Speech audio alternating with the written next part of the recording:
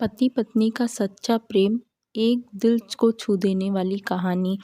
एक आदमी ने एक बहुत ही खूबसूरत लड़की से शादी की। शादी के बाद दोनों की ज़िंदगी बहुत प्यार से गुजर रही थी। वह उसे बहुत चाहता था और उसकी खूबसूरती की हमेशा तारीफ़ किया करता।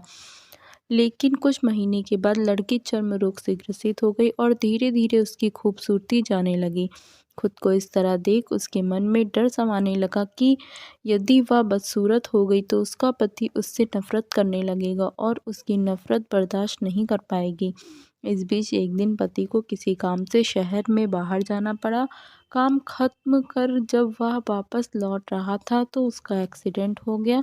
एक्सीडेंट में उसने अपनी दोनों आंखें खो दी, लेकिन इसके बावजूद भी उन दोनों की ज़िंदगी सामान्य तरीके से आगे बढ़ती रही। समय गुजरता रहा और अपने चर्म रोग के कारण लड़की ने अपनी खूबसूरती पूरी तरह गंवा दी। वह बदसूरत हो गई, लेकिन अंधे पति को इस बारे में कुछ भी पता नहीं था।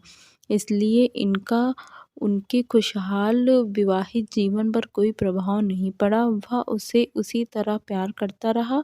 एक दिन उस लड़की की मौत हो गई। पति पर अकेला हो गया। वह बहुत दुखी था।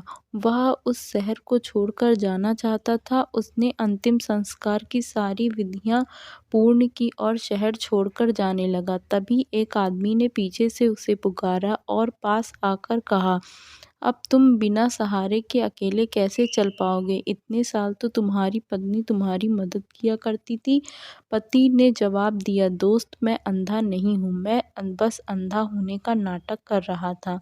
क्योंकि यदि मेरी पत्नी को यह पता चल जाता कि मैं उसकी खूबसूरती देख सकता हूँ तो यह उसे उसके रोग से ज़्यादा दर्द देता। इसलिए मैंने इतने साल अंधे होने का दिखावा किया। वह बहुत अच्छी पत्नी थी, मैं बस उसे खुश रखना चाहता था।